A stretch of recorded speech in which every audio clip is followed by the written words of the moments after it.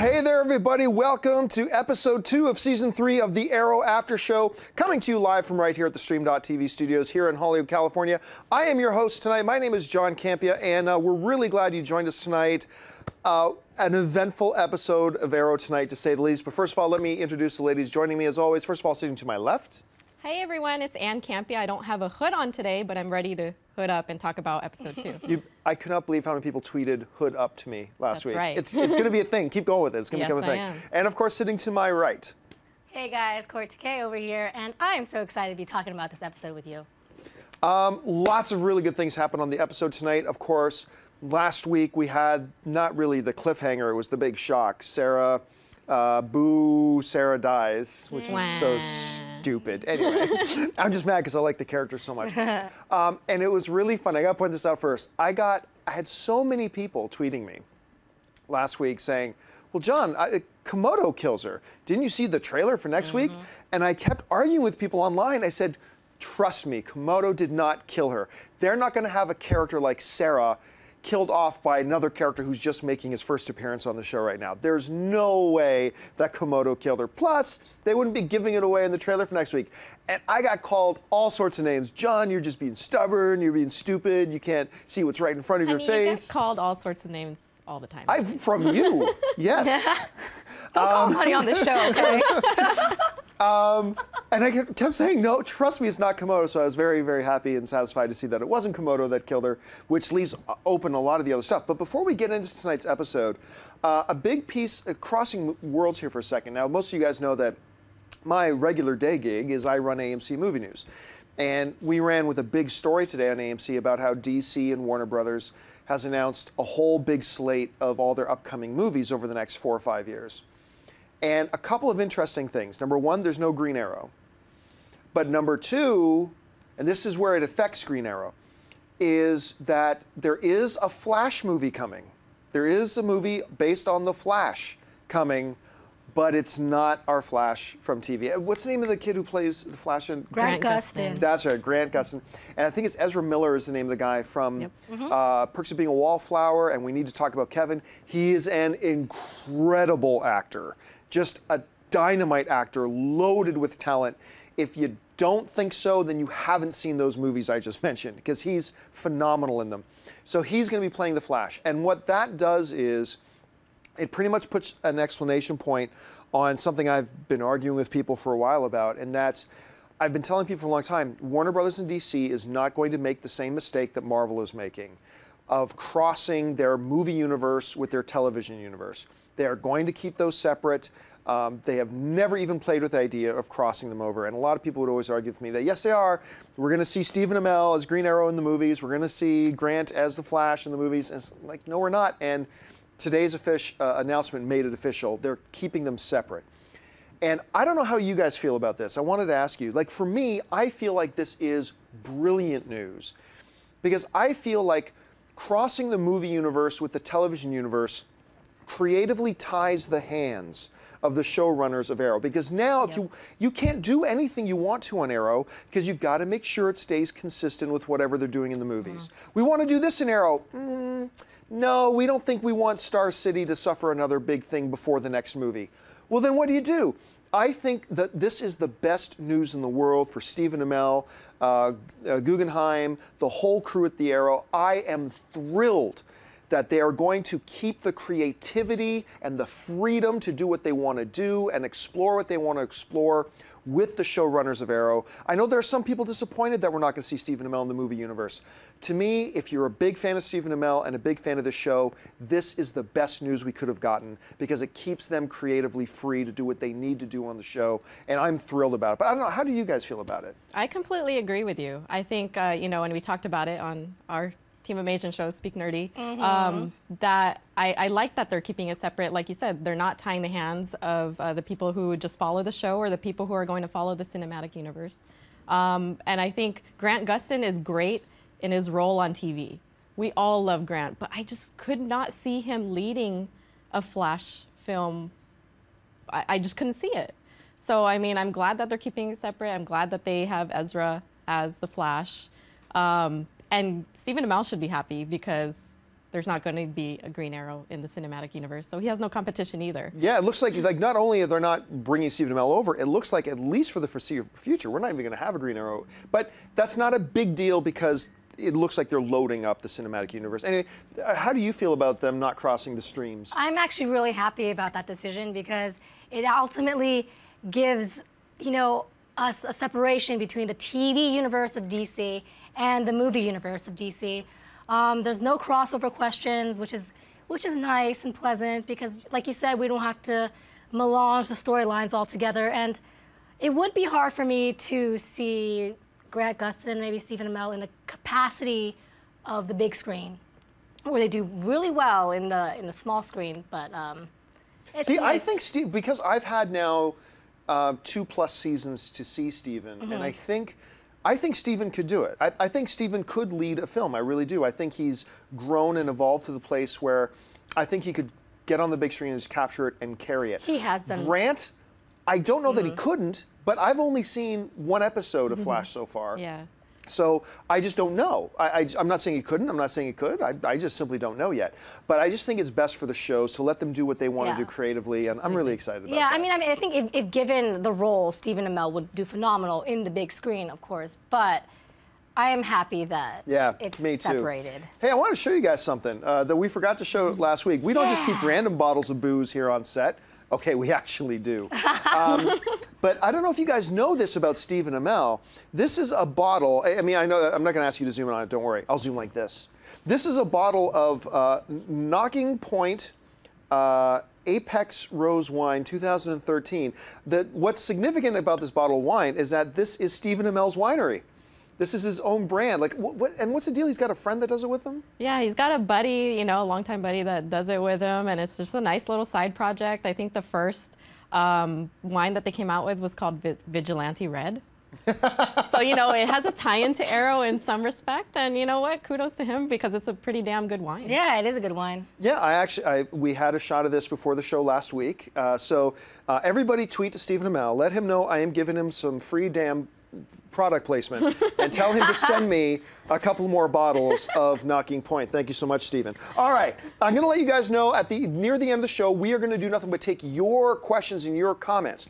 We want you to tweet to us right now, and you can tweet to us. Just tweet using the hashtag, which you can see right here, Arrow After Show. That's hashtag Arrow After Show. I've got my Twitter feed open right here. I'm monitoring what you guys are sending in, so send that in. And even if you're not watching this live, tweet to us with that hashtag because we read them all throughout the week as well.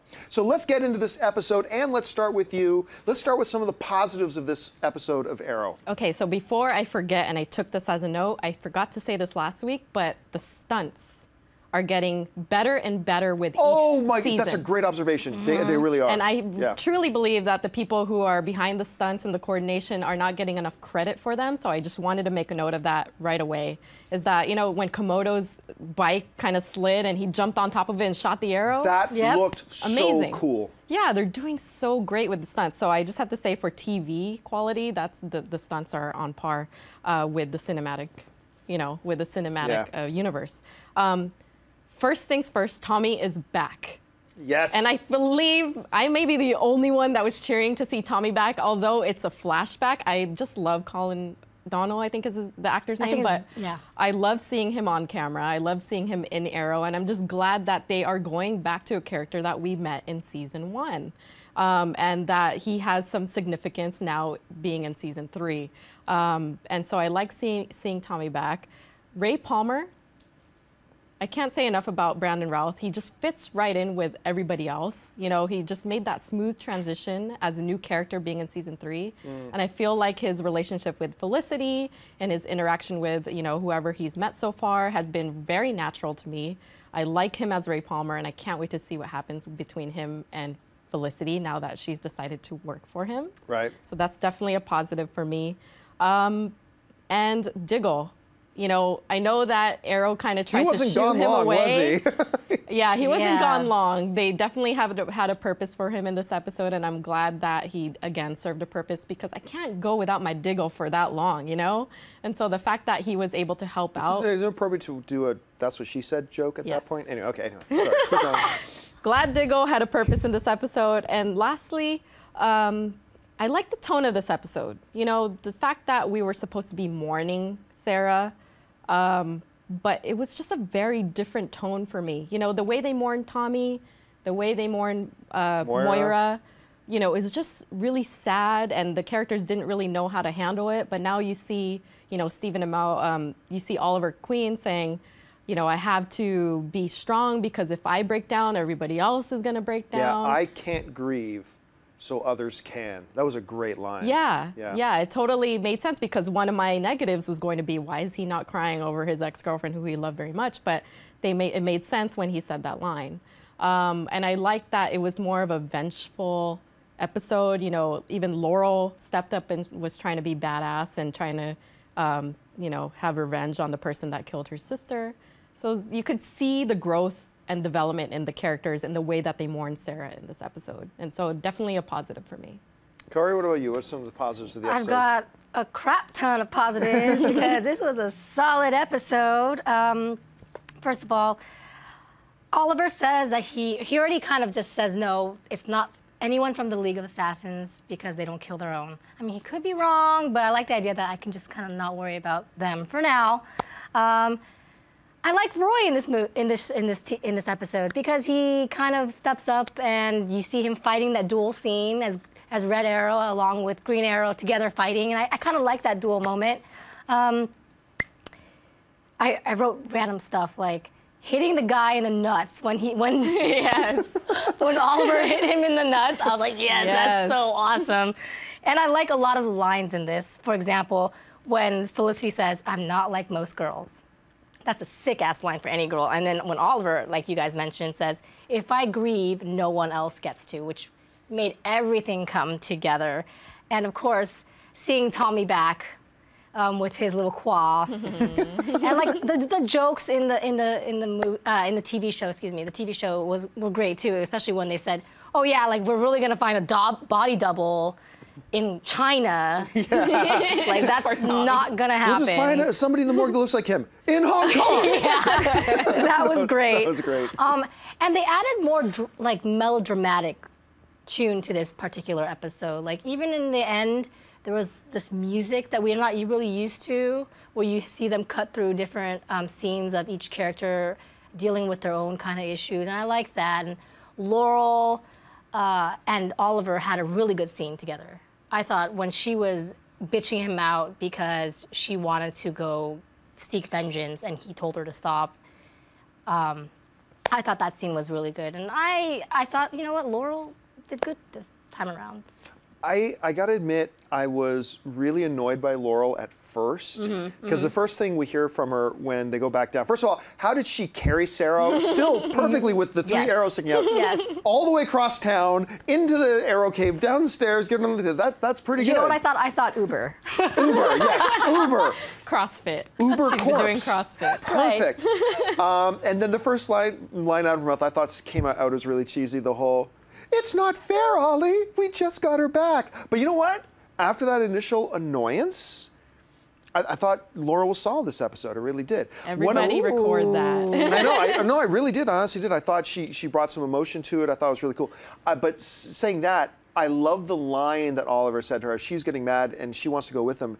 And I love the line. I felt like Guggenheim must be watching this show, because the line that Oliver says to her is, "Sara trained with the deadliest assassins in the world for 5 years. What do you think you're going to do?" Which has been like my whole argument about why Laurel should not ever be Black Canary. Anyway, the Tommy being back. Look, is there anybody who really thinks that's the last we're going to see of Tommy? No. Whether it's flashbacks or whether it's a Lazarus pit or whether it's something, Tommy's going to be back. I just believe that. I thought they handled the emotional impact of the death of Sara really well. I thought, you know, being a little bit of they could have handled it by going, "Oh no, Sarah's dead," and then move on, you know, but they didn't. They kept coming back to that, and that's proper. That's what should have happened. That was appropriate, and I liked the way they did that. I liked Roy in the episode. Wow. Now wait a second here. Here's the thing. I think they have found... I've always never liked Roy because mostly he just doesn't fit. You know, he's very one-dimensional, doesn't fit, a little bit of a whiny bitch, all that kind of stuff. But I feel like in this season, especially in this episode, they have found his place. They have found his role. He is a utility to Oliver. And when he's doing that, I can take him a little bit more seriously, you know? It's suddenly now, to me, it feels like he's starting to fit. And that's a huge departure for me from like last season, where I'm like, just write this character out of this show, please. But you know what? They found his place, they found his role, and I liked it. I like the developing relationship, you know, as adversarial as it is between Oliver and I forget the character's name in Hong Kong that's holding him prisoner in the flashbacks. Rock'em Sock'em. But I like that developing relationship there. They did a lot right in this episode, and you know, I'll save that for the things I don't like. Anyway, let's go into the things that we thought maybe could have been better for this episode, because nothing's perfect. So, Kaori, what do you think they could have done better this episode? What mistakes do you think they might have made? Well, I'm so happy that you enjoyed Roy this particular episode. I just want to say that. And I think that you have a really solid point that you can see a certain dimension in him growing, particularly in this particular episode, because he has a conflict that you actually see happening in him. Yeah. And everyone in this, in the cave, we call Arrow Cave, they have conflicted emotions, and now we're starting to see that happen within him. But okay, negatives, because I'm so happy that you, okay. All right, so it really bothered me that Laurel didn't want to tell her dad that Sara died, let alone he should be able to attend her funeral. I know that it's gonna make sense someplace, somehow, but I just didn't agree with that particular choice. I actually wrote too much Sara talk because she wasn't particularly my favorite character. Boo. Yeah, I'm glad she served her purpose, and that was to die, okay? That was what happened this season. And what else? There was some, although Laurel did good, I thought that there were some cheesy moments when she got really emotional and wanted to shoot that gun. And she shot it, but found out it was empty. And then he says the only thing that matters is that you didn't. It's like, no, you tried to murder that guy. Yeah, exactly. That kind of matters. Right, off the hook that quick. So that kind of disturbed me. But that's really about it, because I thought it was a really good episode overall. I was not really thrilled with how they handled Komodo, because, you know, he comes in, he's clearly a force to be reckoned with. The stunts on the bikes were great, especially that one move. That was cinema-worthy. That move where he wipes out his own bike, jumps onto it, fires. It's like, that's badass. And then, oh, by the end of the episode, he's gone. And I don't like it when Arrow, the show itself, this goes all the way back to season 1, gets into just the villain of the week, the villain of the week, the villain of the week, because they bring in sometimes they're kind of weird villains, but sometimes you get somebody that could be really cool, like Komodo, and they're just like that in a, you know, random shot. Okay, now he's gone. So now let's move on to the next villain of the week. I'm not a big. I wish they would have stretched him out somehow, some way. So that would have been my preference for them to do. My big negative, but this is a running theme for me throughout this show. I know what you're gonna say. Oh, you know what I'm gonna say. Let's do it. Thea. End of the episode. Apparently, in this universe that Arrow lives in, all it takes is 5 months to become a super ninja. Doesn't matter. No, forget this lifelong training kind of thing. 5 months, all you need, super ninja. That kind of annoyed me. I would have much rather had them cut to, you know, she's with Merlyn and he's training her. That would have made some sense to me, but just to go to them and now she's taking out 2 other samurais and doing jump flips and doing all this other kind of stuff. I'm like, that just, it pulls me out so much, especially coming after the line that Oliver gave. He's like, hey, Sara trained for 5 years, deadliest warriors in the world. It's like, oh yeah, but Thea, 5 months, she's good. So I wish they had done that differently. But whatever, it was just a throwaway scene at the end. What are some of the things you didn't like about the episode? Well, here's the weird thing. I mean, in 5 months, if you're training hard every day, perhaps you could get there physically. And in your skill, but I still feel like there's a mental aspect that you have to get there to get that like assassin kind of mind. And I don't think 5 months is enough time. I don't know assassins' minds, but I feel like there has to be more experience in her life to get her to that point where she wants to hurt people. Like, I don't really buy the story up to this point that she is that hurt over what has happened to her that she wants to train and be this badass, potentially villain. See, I was really conflicted with the end scene because it was kind of not so shocking because we kind of expected her to be training with Daddy Merlyn. Yeah. But ultimately, I feel that she was hurt. She was really dramatic in the last couple episodes of the last season. She lost her mom, and then she finds out Roy lied to her. She finds out her brother lied to her. She had no one to trust. She tried to kill her own dad, Daddy Merlyn, and then he decides to train her. She got captured by Deathstroke, so a lot of crap happened to her. So I can imagine that she's like, fuck this, excuse my French, and I'm gonna train hard and I'm gonna seek my vengeance. I can see that happening. You know, I've always thought she was just a whiny little bitch, but when you put it like that, you make me rethink my position. Yeah, You know what? No, I mean, stop and be rational about it. She, in a very short period of time, had to endure an awful lot of stuff. Yeah. Yeah, okay. You know, Very you kind quickly of pushed her to the edge, yeah, for yeah. sure. Okay, we want to take some of your Twitter questions. So we're going to spend the next 10 minutes or so taking your questions you guys are sending into Twitter. Once again, if you're watching us live right now, tweet using the hashtag #ArrowAfterShow, and we'll try to get to as many as we can. The first thing that comes in here is Israel Freeman, who writes, I also felt Komodo wasn't Sara's killer, based on the voice and her face. Do you think it was Ra's al Ghul? I don't think it was Ra's al Ghul because what I said last week was when she turns to whoever it was that killed her, she looked calm. She's like, oh, what are you doing here? You know, it wasn't panic, it wasn't fear, it wasn't anything like that. And then the 3 years go in. And then, of course, we have Oliver saying, because remember, she went back into the League of Assassins fold, and Oliver pointed out they don't kill their own. So I never thought it was her. I'm starting to think it was Tommy. Oh. I'm starting to think it was Tommy.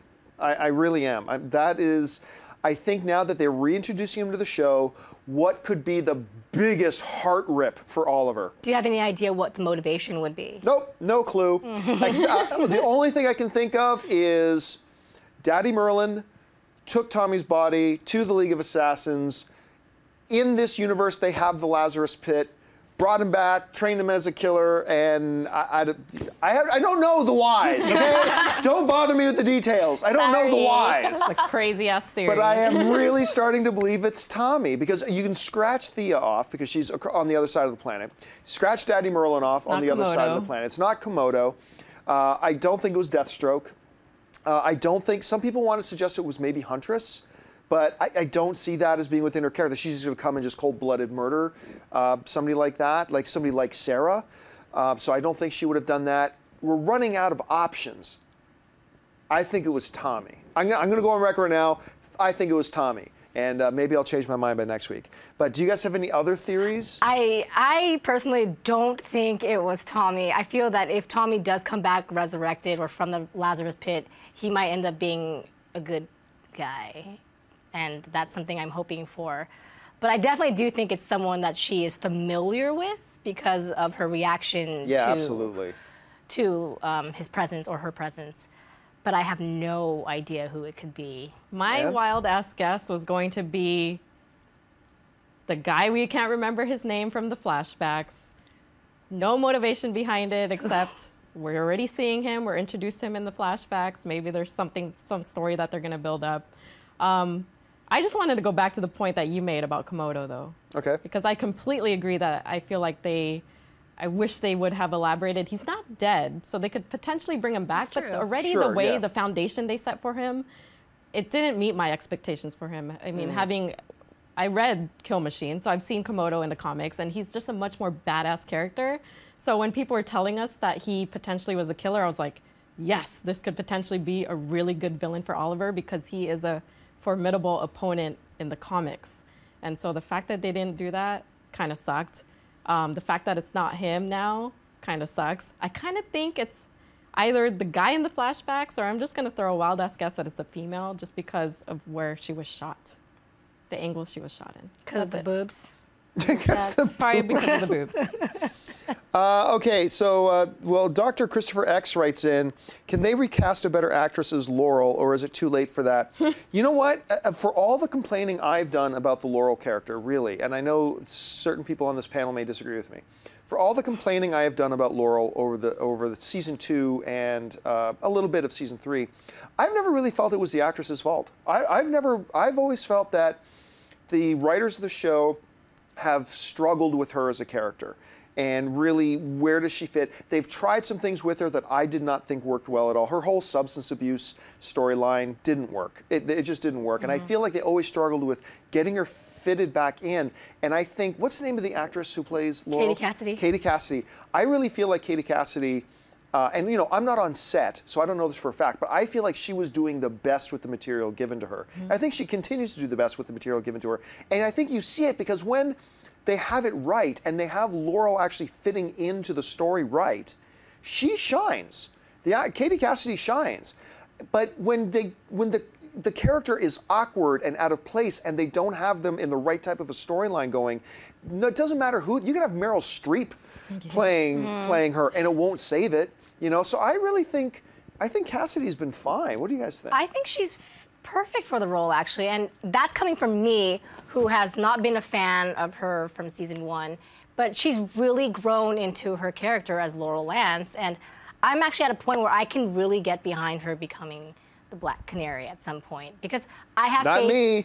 I know, but I have faith that the writers are gonna somehow make sense of this, you know, and they probably watch our show and they told you via Oliver Queen that, look, how is this happening? And they're going to respond to your thing eventually. So I'm okay with Katie Cassidy. I think she does a really good job with what she's got, and she did really a solid performance in this episode. Yeah, I've never had a complaint with her as an actress, and I think I agree with you that she now finally has a purpose, so now I don't mind her. I mean, she was really badass in this episode when she was banging that guy's arm into the metal in the hospital. I mean, last season we could have done without her, like you said, because of the drug problem. It was just whiny drugs every freaking episode, and so we could have done without her the whole season, but this season she actually is serving a purpose, and Katie Cassidy is doing great. Yeah. This next question comes from Matthew Smith, and he writes in, could you see a Richard Grayson appearance in the show with this mention of Bloodhaven Nightwing series? Well, remember, they mentioned Bloodhaven last year, too. And last year. I think even in season 1. I think in season 1 as well it got a mention. And I don't think necessarily that means there's, that means Dick Grayson's going to be there. No, they live in this universe and Bloodhaven's part of it. I don't think that necessarily means Nightwing is going to be there. I wouldn't completely rule out the possibility of Nightwing, but if there is Nightwing, it's going to be a very different Nightwing than what we know. Because if they do bring in Nightwing, it's going to have nothing to do with being Robin. There will be no history of Robin because they are not going to have anything to... They talked about, Warner Brothers reps talked about this before, you're not going to see Batman. You're not going to see Batman and Arrow. At least that's what they've said. They stated that pretty definitively. They are very, very protective of their Batman character because the Batman character to Warner Brothers is the biggest moneymaker, the biggest ka-ching that they have.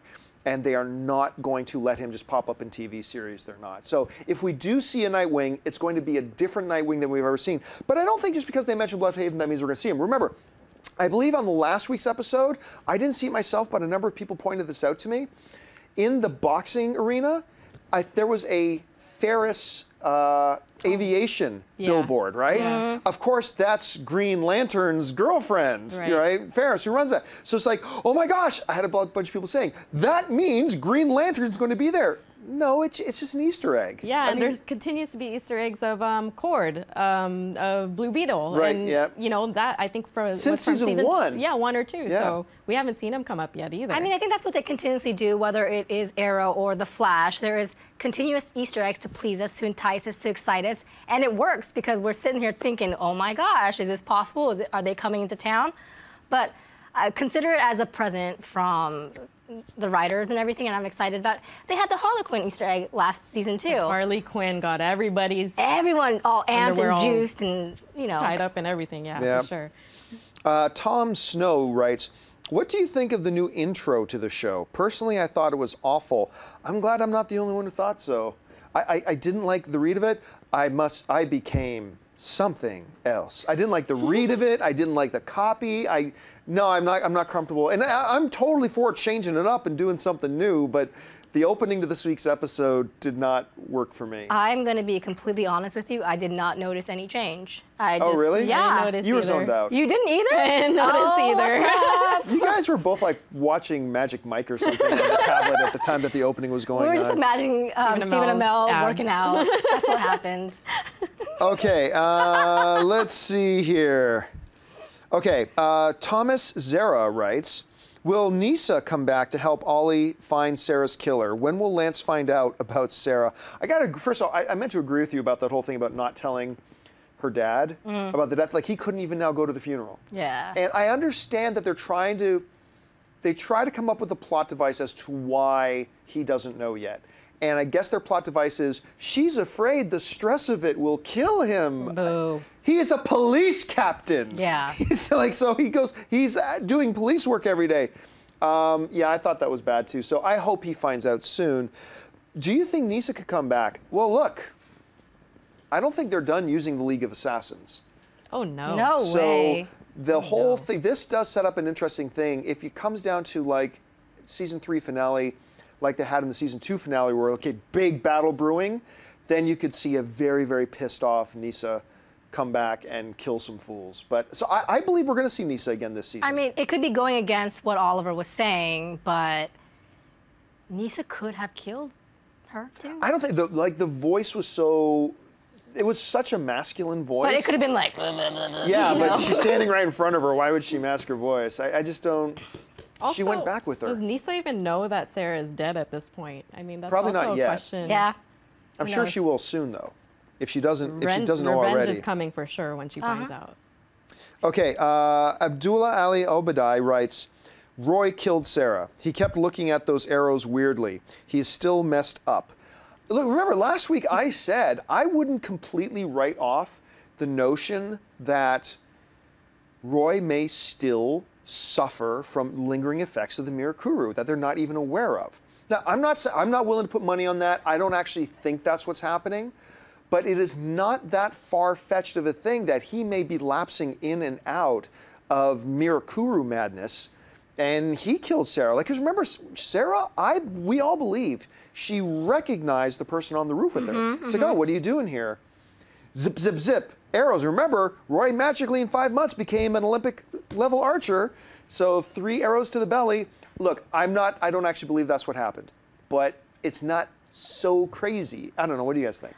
I think it is possible, but I do think it's leaning towards that's probably, for me, 99% not the case. Because I think he's just busy being conflicted and working with Oliver, and I don't think he would just flip and kill Canary. I just don't see it. Yeah, I totally agree.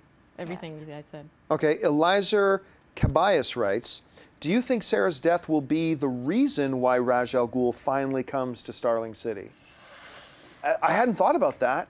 I mean, if Nisa gets real pissed and it's like, somebody upset my daughter, and Big Daddy Al Ghul decides to come back. By the way, from now on, I'm going to refer to Ra's al Ghul as Big Daddy Al Ghul. I feel like that's like a WWE name. Somebody make a meme of that for me. Make a T-shirt for me. Big Daddy Al Ghul. I want that. If nobody does it, I'm going to start calling myself that. I don't know why. Big Daddy Al Ghul. I get the feeling that when and if Ra's al Ghul gets into the scene, it will be more because of Daddy Merlyn or Tommy Merlyn rather than because of Canary. But that's just my hunch. Yeah, I feel like the revenge has to come through Nisa or somebody he's tighter with. I don't think he had a close relationship with Sara, but perhaps if Nisa is grieving over him, then maybe that will cause him to want to come out. Oh, yeah, you hurt my daughter. Some shit. Yeah, for sure. All right, this one comes from Josh Wiseman, who writes, Sin hasn't been seen yet this season so far, and I was wondering if you think we'll see more of her, maybe as the new Black Canary. Ooh. I kind of think she's gonna be gone for a little bit. Sorry, but I don't really see her purpose unless she's like the middle woman between Thea and Roy Harper. So bye-bye, who knows? I don't know. And if they're following any comic book canon, Sin is her own character as part of the Birds of Prey. She's never Black Canary. Yeah. I just can't see it. Okay, and this will be our last question of the evening. Kira S. writes, favorite acting moments? Any performances that stood out this episode? Hint, hint, Emily/Felicity was amazing. Hell yeah. Oh. Yeah, she was great. Actually, I wanted to point that out as my conflicting negative/positive because I love Felicity so much, but I just thought she needed to tone it down a notch. I know she lost her friend, but didn't she kind of not like her because she was banging the man of her dreams? I thought she needed to. See, I'll say this. I know a lot of people I've been seeing online are really talking about Emily's performance in that scene down in the cave where she's talking to Oliver about it's okay to have emotions. And like honestly, I agree. I think she overplayed that scene a little bit. To me, that wasn't her great scene. To me, her great scene this episode was talking to Brandon Routh as she's masking her anger at him with really her hurt about Sara. And Brandon has had all the great lines in that scene. But if you just watch her without words, the way she would, you know, rotate through the emotions that she's struggling with at that time, between wanting to be mad, masking that anger, feeling so hurt, trying to keep it under control, all at once, the subtlety. Like a lot of people look at the big extrovert performances and think those are great. Me, I die for the subtle performances because I find those so much harder. And her performance in that scene to me blew me away.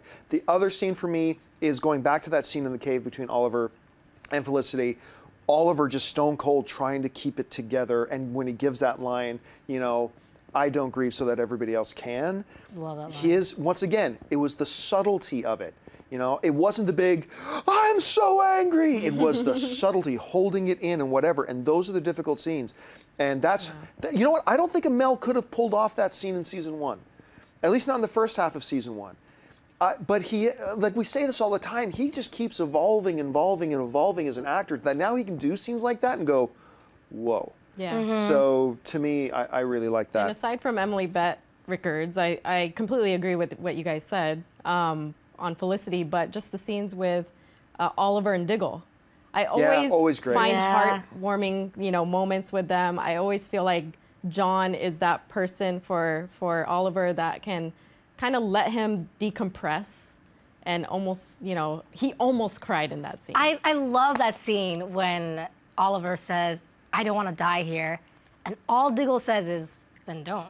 And he walks away. It's so cool because Diggle knows what Oliver needs. He didn't need somebody to then come over and give him a hug. He just needed, then don't, idiot. And walk out. And that's what he needed. Yeah. So cool. All right, folks. Well, that'll do it for us for this installment of the Arrow After Show. Make sure you continue to watch Arrow, the show in general. It is a fantastic show. It deserves to have a bigger audience than it does. Become an Arrow evangelist. Tell all your friends about it. Get them watching it too. And then, hey, why not? After you watch a show, watch the Arrow After Show with us. We will be back again next week, but I want to start by thanking the ladies joining me. First of all, Ann Campea. Ann, where can people find you online? You can find me online at Ann Campea, as well as Kaori and I at Team Amazing, and I want to know your theories about who you think killed Sara. That's going to be, I think, the big running mystery for at least half of the season, the first half of the season. Of course, over here, Miss Kaori Takee. Kaori, where can people find you? You can find me at Kaorious. That's Kaorious on Twitter, as well as Instagram, as well as at youtube.com/teamamazing. Subscribe, and thank you for joining us. And you can find me on all the various social media networks on Facebook, Twitter, and Instagram at John Campea. And if you're a movie fan, make sure you join me on my daily show called AMC Movie Talk. Just search Google for AMC Movie Talk. You'll find me. So that'll do it for us for this episode of Arrow. Thanks so much for joining us, guys. So we'll see you again next week. And until then, bye-bye.